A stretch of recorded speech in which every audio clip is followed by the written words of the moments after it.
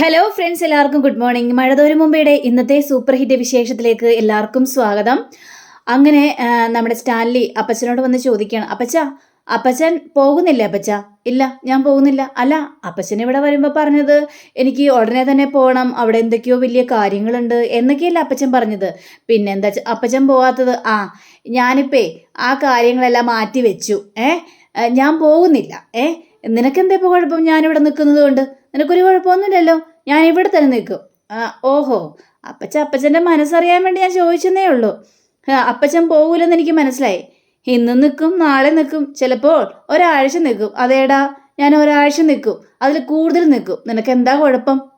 എങ്കിലേ അപ്പച്ച ഒരു കാര്യം ചെയ്യാം, നമുക്ക് 2 അടിച്ചാലോ? വേണ്ട വേണ്ട വേണ്ട, എനിക്ക് വേണ്ട. ഒന്നും ശരിയാവില്ല. ഇവിടെ അലീന മോളുള്ളതാ, അതുകൊണ്ടേ അതൊന്നും കഴിച്ചാൽ ശരിയാവില്ല. സ്റ്റാൻലി, ഞാൻ നിന്നോടൊരു കാര്യം പറഞ്ഞേക്കാം, നീ അതെല്ലാം ഒഴിവാക്കിക്കോ. കുടിയെന്നുള്ള കാര്യം നീ നിർത്തിക്കോ. അലീനയ്ക്ക് അത് തീരെ ഇഷ്ടമല്ലാത്തൊരു കാര്യം. സ്റ്റാൻലി ആണെങ്കിൽ അത് ശരി, അവളുടെ രീതിക്ക് വേണോ ഞാൻ ജീവിക്കാനായിട്ട്? വേണം, അവൾ പറയുന്നതനുസരിച്ച് വേണം നീ ജീവിക്കാൻ. അതിനെ ഈ സ്റ്റാൻലിയെ രണ്ടാമതൊന്ന് ജനിക്കണം. ഞാനേ അവൾ പറയുന്ന കേട്ടൊന്നും ജീവിക്കാനായിട്ട് പോകുന്നില്ല. എടാ, നീ പഠിക്കാൻ പോകുന്നേ ഉള്ളൂ. നിന്നെ വരച്ച വരയിൽ നിർത്തിക്കവള്. കാണാലോ? കാണാം സ്റ്റാൻലി. അവളുടെ സ്വഭാവേ വേറെയാ. അവളെ ശരിക്കും ചിന്നമ്മ തന്നെയാ. അവള് ചിന്നമ്മയാണെങ്കിൽ നിന്നെ വരച്ച വഴിയെ കൊണ്ടുവരും എൻ്റെ പൊന്നു മോനെ. കാണാപ്പച്ച, കാണാടാ എന്നും പറഞ്ഞ് നമ്മുടെ അപ്പച്ചൻ പോവാ.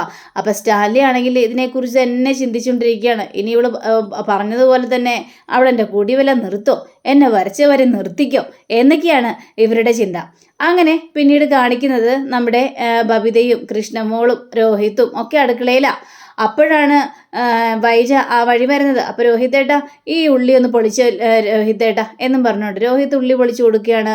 അപ്പോൾ ബബിതയാണെങ്കിൽ അയ്യോ, ഈ കറിക്ക് ഉപ്പുണ്ടോ നോക്കിയേ.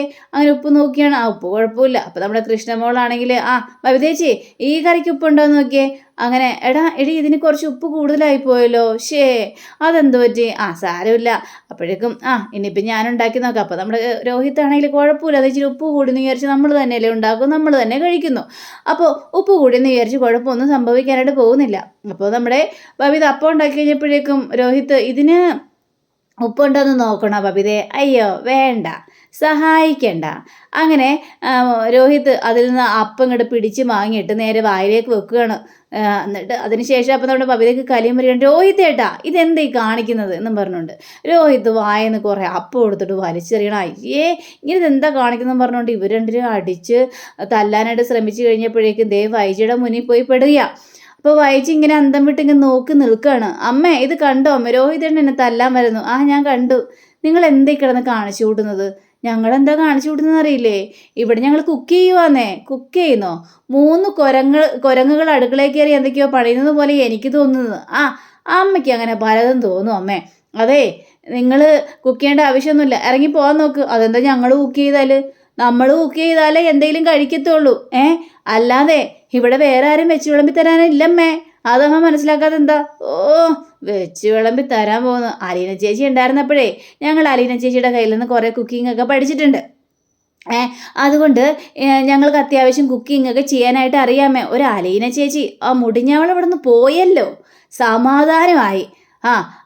എന്നാലും അലീന ചേച്ചി ഉണ്ടാക്കാൻ പഠിപ്പിച്ച ഭക്ഷണങ്ങളാണല്ലോ ഞങ്ങൾ ഉണ്ടാക്കുന്നത്. ഇനി ഒരു അക്ഷരം മിണ്ടിപ്പോരുത് അവളുടെ അലീന ചേച്ചി എന്ന് പറഞ്ഞുകൊണ്ട് അവിടെ കയറിപ്പോയി കഴിഞ്ഞപ്പോഴേക്കും നമ്മൾ അലീന ചേച്ചിയുടെ കാര്യം പറഞ്ഞതേ അമ്മയ്ക്ക് അങ്ങോട്ട് തീരെ ഇഷ്ടപ്പെട്ടില്ല. അമ്മയ്ക്ക് ഇഷ്ടപ്പെട്ടാലില്ലെങ്കിൽ നമുക്കെന്താ, നമുക്ക് പാചകം തുടരാം എന്നും പറഞ്ഞുകൊണ്ട് ഇവർ 3 പേരും കൂടി പാചകം തുടരുകയാണ്. അങ്ങനെ പിന്നീട് കാണിക്കുന്നത് ഒരു ജോലിക്കാരൻ. അപ്പോൾ ഒരു ജോലിക്കാരനാണെങ്കിൽ ലീവൊക്കെ കഴിഞ്ഞ് വന്നിരിക്കുക. അപ്പോൾ വന്നു കഴിഞ്ഞപ്പോഴേക്കും എടാ നീ വന്നോ? കൊള്ളാലോ. അപ്പോൾ കുട്ടിച്ചായനും പുറത്തിറങ്ങി വരികയാണ്. അപ്പോൾ കുട്ടിച്ചായൻ പറയാണ്, ഇത്രയും ലീവ് എടുത്ത് വന്ന ആൾക്കാരെയൊക്കെ പറഞ്ഞു വിടണം, നിന്നെ പറഞ്ഞു വിടട്ടേടാ എന്ന് പറഞ്ഞപ്പോഴേക്കും എൻ്റെ പൊന്നു കുട്ടിച്ചായ അങ്ങനെയൊന്നും പറയല്ലേ. വീട്ടിലാണെങ്കിൽ ഒരു സുഖവും ഇല്ലെന്നേ. ഭാര്യക്കാണെങ്കിൽ കൈകാലും മരയിപ്പും നടുവേദനയും ഒക്കെയാണ്. പിന്നെ കുട്ടികളുടെ കാര്യം ഒക്കെ നോക്കണം. ഓരോ പ്രാരാബ്ദങ്ങളാണെന്നേ. അല്ലെങ്കിൽ ഞാൻ നേരത്തെ വരില്ലായിരുന്നോ? അവരുടെ കാര്യങ്ങളെല്ലാം നോക്കിയിട്ട് വേണ്ട ഇങ്ങോട്ട് വരാനായിട്ട്. അവർ നല്ല രീതിയിൽ തന്നെ കൊണ്ടുകൊണ്ട് നടക്കണ്ട എൻ്റെ കുട്ടിച്ചായ, സങ്കടങ്ങളൊക്കെ മനസ്സിലാക്കണം പാവപ്പെട്ടവരുടെ എന്നൊക്കെ പറഞ്ഞ് ഇയാൾ പറയണം. ശരി ശരി, നീയേ ഡ്യൂട്ടിക്ക് കയറാൻ നോക്ക് എന്നും പറഞ്ഞുകൊണ്ട് ഈ കുട്ടിച്ചായം പോവാണ്. അപ്പോൾ കുട്ടിച്ചായം പോയി കഴിഞ്ഞപ്പോഴേക്കും, എടാ നീ പോയതിന് ശേഷമേ ഇവിടെ വലിയ സംഭവങ്ങളൊക്കെ ഉണ്ടായി. എന്ത് സംഭവങ്ങൾ? ഹാടാ, ഇവിടെ ഒരു പെണ്ണ് കടന്നുകൂടി വന്നിട്ടുണ്ട്, ഒരു അലീന. അലീനയോ? നല്ല പേരാണല്ലോ അലീന. അല്ല, ഈ അലീന എന്ത് ജോലിക്കാ വന്നത് എന്ന് ചോദിക്കുമ്പോൾ, ജോലിക്കൊന്നുമല്ല, അവളിവിടെ പ്രത്യേക ജോലികളൊന്നും അവൾക്കില്ല. പക്ഷേ അവള് ദേ കേണൽ സാറിൻ്റെ മകളായിട്ടാണ് വന്നിരിക്കുന്നത്. കേണൽ സാറിൻ്റെ മകളായിട്ടോ? എല്ലാവരുടെ മുന്നിൽ കേണൽ സാറിൻ്റെ മകളായിട്ടാണ് അവളെ പരിചയപ്പെടുത്തി കൊടുത്തത്. ഇപ്പോൾ ദേ കുട്ടിച്ചായം വന്നത് എന്തിനാണെന്നറിയാമോ? അവളെ ഓടിക്കാനായിട്ട്. പക്ഷേ അവളെ ഓടിക്കുന്നതിൻ്റെ പകരം ദേ കുട്ടിച്ചായനെ എന്തൊക്കെയോ കൊടുത്ത് മയക്കി വെച്ചിരിക്കുക അവിടെ. അവൾക്ക് ഇവിടെ ഇതെന്താണെന്നറിയാമോ? പട്ടിയോട് കൊഞ്ചിച്ചിരിക്കുക, പട്ടികളെ കൊഞ്ചിക്കാൻ. പട്ടികളെ കൊഞ്ചിക്കാനോ? അത് ശരി, അതേന്നേ. അവള് എന്താ അപ്പോൾ അവള് പട്ടികളെ പേടിപ്പിച്ച് നിർത്തിയിരിക്കുകയാണോ? അല്ല, അവളുടെ മുന്നിൽ പട്ടികൾ പഞ്ചം പുച്ഛം മടക്കിയിരിക്കുകയാണ്. ഇത്രയും വർഷങ്ങളായി എന്നെ കണ്ടാൽ പോലും പട്ടികൾ ഇപ്പോൾ കുരകുമല്ലോ. എൻ്റെ അടുത്ത് പോലും മര്യാദയ്ക്ക് അടുത്തിട്ടില്ല. അപ്പോൾ ആ പെണ്ണിൻ്റെ അടുത്ത് അടുത്തുനിന്നാണോ നിങ്ങൾ ഈ പറയുന്നത്? അതേന്നേ, ആ പെണ്ണിൻ്റെ അടുത്ത് നല്ല അടുപ്പുണ്ട് ആ പട്ടികൾക്ക്. വെറുതെ അല്ല കേണൽ സാറിൻ്റെ മകളായിട്ട് ദേ ആ പെണ്ണ് വന്നത്. കേണൽ സാറിനും അങ്ങനെ തന്നെയാണല്ലോ. അച്ഛൻ്റെ സ്വഭാവം തെളിയിച്ചു. പക്ഷേ ഇതിലെന്തൊക്കെയോ ഗൂഢാലോചന ഉണ്ടെന്നാണ് എനിക്ക് തോന്നുന്നത്. എവിടെ നിന്നോ പൊട്ടി മുളച്ച മകള് വന്നിരിക്കുന്നു. ഇതൊക്കെ വിശ്വസിക്കാനായിട്ട് പറ്റുമോ എൻ്റെ ഇതെന്നൊക്കെ പറഞ്ഞുകൊണ്ട് ഇങ്ങനെ സംസാരിക്കുകയാണ്. എന്തായാലും നമുക്ക് ഇവിടം വരെ ഒന്ന് പോകുന്ന നോക്കാം. അല്ല, ഞാൻ കണ്ടില്ലല്ലോ അലീനയെ എവിടെയുണ്ട് എന്നൊക്കെ ചോദിക്കുമ്പോൾ, അവിടെ എവിടെയെങ്കിലൊക്കെ ഉണ്ടാകും. പട്ടികളെ കളിപ്പിച്ചിരിക്കലും ഈ പറമ്പ് നോക്കുകളും അങ്ങനെയൊക്കെയാണല്ലോ, പ്രത്യേകിച്ച് പണിയൊന്നുമില്ലല്ലോ, കണ്ടു കഴിഞ്ഞാലേ നീ ഞെട്ടു എന്നും പറഞ്ഞുകൊണ്ട് ഇവരിങ്ങനെ സംസാരിക്കുകയാണ്. അങ്ങനെ നമ്മുടെ കുട്ടിച്ചായനെ കാണിക്കുകയാണ്.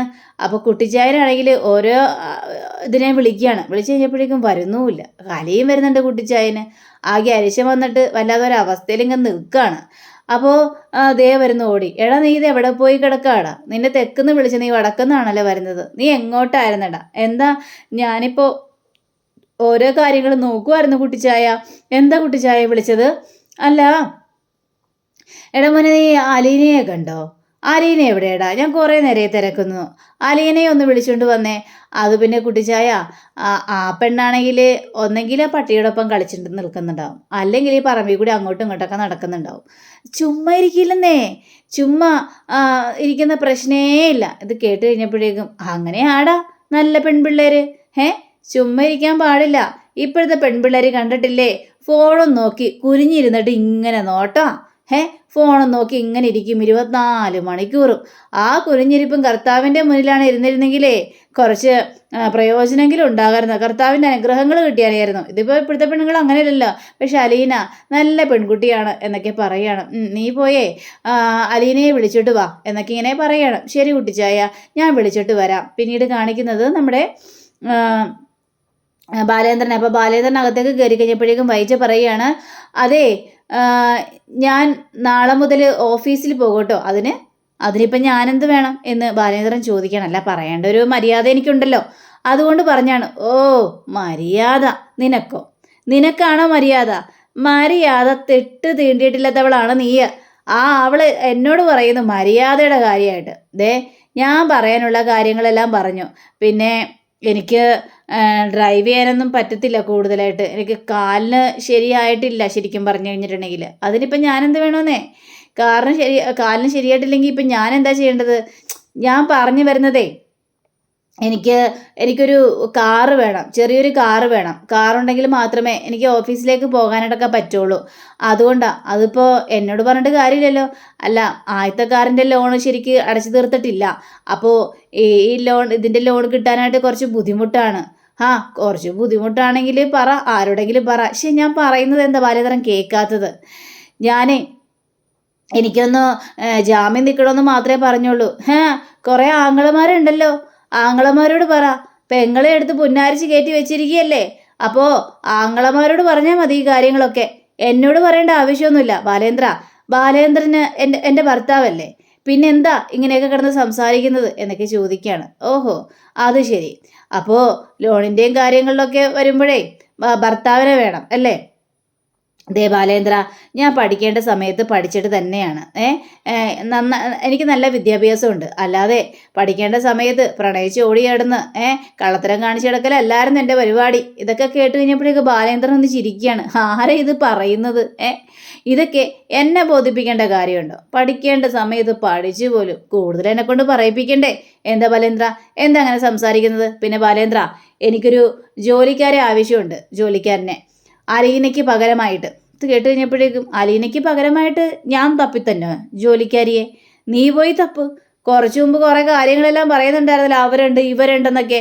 അതിലേതാണെങ്കിലും ഒരെണ്ണത്തിനെ വിളിച്ചുകൊണ്ട് വാ. പിന്നെ ഇവിടെ ഒരു ജോലിക്കാരുടെ ആവശ്യമില്ല. എൻ്റെ മക്കൾക്ക് നന്നായിട്ട് ഉണ്ടാക്കാൻ അറിയാം. അതുണ്ടാക്കി കഴിക്കാൻ പറ്റുന്നവർ കഴിച്ചാൽ മതി. ഇനി അഥവാ സ്പെഷ്യലായിട്ടൊരു ജോലിക്കാർ വരുന്നുണ്ടെങ്കിൽ അവർക്ക് ശമ്പളവും കൂടി കൊടുത്തോളാം, കേട്ടല്ലോ എന്ന് പറഞ്ഞുകൊണ്ട് ബാലേന്ദ്രൻ നല്ല തക്ക മറുപടിയും കൊടുത്തിട്ട് നേരെ അകത്തേക്ക് കയറി പോവുകയാണ്. വൈജിയാണെങ്കിൽ നാണം കെട്ടൊരവസ്ഥയിലായി പോവാണ്. എത്ര പറഞ്ഞാലും ഈ ബാലേന്ദ്രൻ വൈജിയുടെ കൂടെ അടുക്കില്ലെന്നുള്ള 100% ഉറപ്പായി. അങ്ങനെ നമ്മുടെ കുട്ടിച്ചായനെ കാണിക്കുകയാണ്. അപ്പോൾ കുട്ടിച്ചായനാണെങ്കിൽ ഒരുങ്ങിയൊക്കെ ഇങ്ങനെ നിൽക്കുക. അപ്പോൾ അലീന വരിക. അപ്പോൾ അലീനെ ഇതും കൂടി വരികയാണ്. അപ്പോൾ അലീനെ കണ്ടപ്പോഴേക്കും മോളെ നീ ഇത് എവിടെ പോയിരുന്നു മോളെ എന്ന് ചോദിക്കുകയാണ്. അത് ഞാൻ പട്ടികളോടൊപ്പം നിൽക്കുമായിരുന്നു. അപ്പോഴേക്കും ഈ ജോലിക്കാരനാണെങ്കിൽ ഞാൻ അപ്പോഴേ പറഞ്ഞില്ലേ കുട്ടിച്ചായ, പട്ടികളോട് സംസാരിക്കാതിരിക്കും ഈ കുട്ടിയെന്ന്. നീ നിനക്ക് വായക്ക് ഒരു പണിയില്ലേ? നീ പൊയ്ക്കണ്ടേ, പോവാൻ നോക്ക് എന്നൊക്കെ പറയാണ്. അല്ല എന്താ വലിയച്ഛൻ എന്തെന്നെ വിളിച്ചത് എന്നൊക്കെ ചോദിച്ചപ്പോഴേക്കും അതെ മോൾ ഇവിടുത്തെ പറമ്പുകളൊന്നും തോട്ടങ്ങളൊന്നും കണ്ടിട്ടില്ലല്ലോ. ഇല്ല, തോട്ടങ്ങളൊന്നും കണ്ടിട്ടില്ല. എങ്കിൽ പിന്നെ അതൊക്കെ കാണണ്ടേ? കാണുന്നുണ്ട്. അതിനു വേണ്ടിയാണ് ഇപ്പം ഞാൻ വിളിച്ചത്. ആ തോട്ടങ്ങളൊക്കെ പോയി ഒന്ന് കാണാം. ഇനി അതെല്ലാം നിന്റെ നിയന്ത്രണത്തിലായിരിക്കും മോളെ. നിനക്ക് അവകാശപ്പെട്ടത് അതൊക്കെ. എനിക്ക് അവകാശപ്പെട്ടതോ? എന്തിനെനിക്ക് അവകാശപ്പെട്ടത്? അത് കൊള്ളാം. അപ്പൻ്റെ സ്വത്തുക്കൾ മുഴുവനും മോൾക്കും കൂടി അവകാശപ്പെട്ടതാ, ഈ മോൾക്ക് മാത്രം. അപ്പോൾ അതെല്ലാം കണ്ടുകൊണ്ടിരിക്കണം. എല്ലാ പ്രോപ്പർട്ടികളൊക്കെ മനസ്സിലാക്കുക തന്നെ ചെയ്യണം. അതിനു വേണ്ടിയാണ് ഞാൻ കൊണ്ടുപോകാമെന്ന് പറഞ്ഞത്. അതിൻ്റെ കാര്യമൊന്നുമില്ല വല്യപ്പച്ച എന്ന് പറഞ്ഞപ്പോഴേക്കും അതിൻ്റെ കാര്യമുണ്ട്. അതൊക്കെ ഞങ്ങളല്ലേ തീരുമാനിക്കുന്നത്. മോളെ ഞങ്ങളോടൊപ്പം വന്നാൽ മതി. അങ്ങനെ വീണ്ടും ജോലിക്കാരനെ വിളിക്കുകയാണ്. അപ്പോൾ അവിടെ നിന്ന് വിളിച്ച ഇവിടെ നിന്നാണ് വരുന്നത്. എന്താ കുട്ടിച്ചായ, എന്താ വിളിച്ചത്? എടാ നിനക്ക് എന്തെയാണ്, നീ മറ്റുള്ളവരെവിടെയെന്നൊക്കെ ചോദിച്ചപ്പോഴേക്കും നീ എന്ത് ജോലി എടുക്കുവാണ്? ഞാനേ ആ വണ്ടി ഒന്ന് തുടപ്പിച്ചിടുകയായിരുന്നു. അതേതായാലും നല്ല കാര്യമാണ്. ഞങ്ങളെ ഒന്ന് എസ്റ്റേറ്റ് വരെയും പോവുകയാണ്. അലീന മോളെ ചില കാര്യങ്ങളൊക്കെ കാണിക്കാനുണ്ടേ. അപ്പോൾ ഇവിടുത്തെ കാര്യങ്ങളെല്ലാം ഭംഗിയായിട്ട് തന്നെ നോക്കിക്കോളാം. പറഞ്ഞ മനസ്സിലായല്ലോ? അതൊക്കെ ഇനി പറയേണ്ട ആവശ്യമൊന്നുമില്ലല്ലോ, ഭംഗിയായിട്ട് തന്നെ നോക്കിക്കോളാം മോളെ അലീന. എങ്കിൽ പിന്നെ നമുക്ക് പോയാലോ? ശരി വല്യച്ഛ എന്ന് പറയാ. അങ്ങനെ ഇവരിങ്ങനെ കാറിൻ്റെ പെട്രോളും കാര്യങ്ങളും ഒക്കെ നോക്കണം. എല്ലാം ഓക്കെ അല്ലേ? എല്ലാം ഓക്കെയാണ്. ഞാൻ ആ പെണ്ണിനെ ഇതുവരെയും കണ്ടില്ലല്ലോ എൻ്റെ ഇതെന്ന് ചോദിച്ചു കഴിഞ്ഞപ്പോഴേക്കും ഇപ്പതേ വരുമല്ലോ. പെണ്ണിനെ കണ്ടോ? അല്ല എങ്ങനെ ഇരിക്കും? കണ്ട എങ്ങനെയാ എന്ന് ചോദിച്ചപ്പോഴേക്കും നല്ല വെളുത്തിട്ട് നല്ല സുന്ദരിയാ, കാണാൻ നല്ല ചന്തക്കാരിയാ, നല്ല ഭംഗിയുണ്ട് കാണാനായിട്ട് എന്നൊക്കെ പറയാ. ഏതായാലും നേരിട്ട് കാണാലോ. നേരിട്ട് കണ്ടു കഴിയുമ്പോഴേക്കും കാര്യങ്ങളൊക്കെ മനസ്സിലാവും. അങ്ങനെ നമ്മുടെ സ്റ്റാലിനെ വരികയാണ്. വണ്ടിയിൽ ജീപ്പിലേക്ക് കയറുകയും ചെയ്യാണ്. അപ്പോൾ ദേ വല്യപ്പച്ചൻ്റെ കൈയും പിടിച്ച് നമ്മുടെ അലീന വരികയാണ്. അപ്പോൾ ഈ ജോലിക്കാരൻ ഇത് കണ്ടു കഴിഞ്ഞപ്പോഴേക്കും അലീനയുടെ മുഖത്തൊന്നും കണ്ണെടുക്കുന്നില്ല. അലീനയെ തന്നെ നോക്കി നിൽക്കുകയാണ്. കണ്ടോ ദേ ഇവിടുത്തെ പെണ്ണ് വരുന്നത് കണ്ടോ എന്നൊക്കെ ഇങ്ങനെ പറഞ്ഞുകൊണ്ട്. അപ്പോൾ അലീന ചിരിച്ചുകൊണ്ട് വരിക, വല്യപ്പച്ചൻ്റെ കൈയും പിടിച്ചുകൊണ്ട് താഴത്തേക്ക് ഇറങ്ങി വരികയാണ്. അപ്പോൾ ഞങ്ങൾ വണ്ടിയിലോട്ട് കയറട്ടെ ലാലിച്ച എന്ന് ചോദിച്ചപ്പോഴേക്കും അതെ അപ്പച്ചൻ പുറകിലിരുന്നാൽ മതി, അലീന ഫ്രണ്ടിലിരിക്കട്ടെ, അവൾക്ക് കാഴ്ചകളൊക്കെ കാണാലോ. അത് ശരിയാ. അപ്പോഴേക്കും അലീന അയ്യോ വേണ്ട, വല്യപ്പച്ചൻ തന്നെ ഫ്രണ്ടിലിരുന്നോട്ടെ, ഞാൻ ബാക്കിലിരുന്നോളാം, കുഴപ്പമൊന്നുമില്ല. അപ്പോഴേക്കും സ്റ്റാൻലിക്ക് ദേഷ്യം വരികയാണ്. എന്താ പറഞ്ഞനുസരിക്കാൻ കുറച്ച് ബുദ്ധിമുട്ടാണല്ലേ? ഞാൻ എന്താ പറഞ്ഞത്? ഫ്രണ്ടിലിരിക്കാനല്ലേ? അപ്പോൾ ഫ്രണ്ടിലിരുന്നാൽ മതി, കേട്ടല്ലോ. കൂടുതൽ ചോദ്യങ്ങളും വർത്തമാനങ്ങളൊന്നും ഇങ്ങോട്ട് വേണ്ട, മനസ്സിലായല്ലോ? അപ്പോഴേക്കും അപ്പച്ചനാണെങ്കിൽ മോളെ അതാ സത്യം, സ്റ്റാൻലി പറഞ്ഞതുപോലെ തന്നെ മോള് കേക്ക്, മോള് ഫ്രണ്ടിലിരിക്കുക. ഞാൻ കുറേ ഫ്രണ്ടിലിരുന്ന് കാഴ്ചകളെല്ലാം കണ്ടാണല്ലോ, ഇനി മോളിരുന്നാൽ മതി, മനസ്സിലായല്ലോ? അപ്പോൾ സ്റ്റാൻലി പറയുന്നത് പോലെ നമ്മുടെ അലീന കേൾക്കാനായിട്ട് തയ്യാറാവുകയാണ്. അപ്പോൾ അങ്ങനെയും കാണിച്ചുകൊണ്ടാണ് നമ്മുടെ ഇന്നത്തെ റിവ്യൂ ഇവിടെ അവസാനിച്ചിരിക്കുന്നത്. അടുത്ത റിവ്യൂവിനായി കാത്തിരിക്കുക, സബ്സ്ക്രൈബ് ചെയ്യുക. എല്ലാവർക്കും നല്ലൊരു ദിനം ആശംസിച്ചുകൊണ്ട് നമസ്കാരം. Thank you. Bye bye.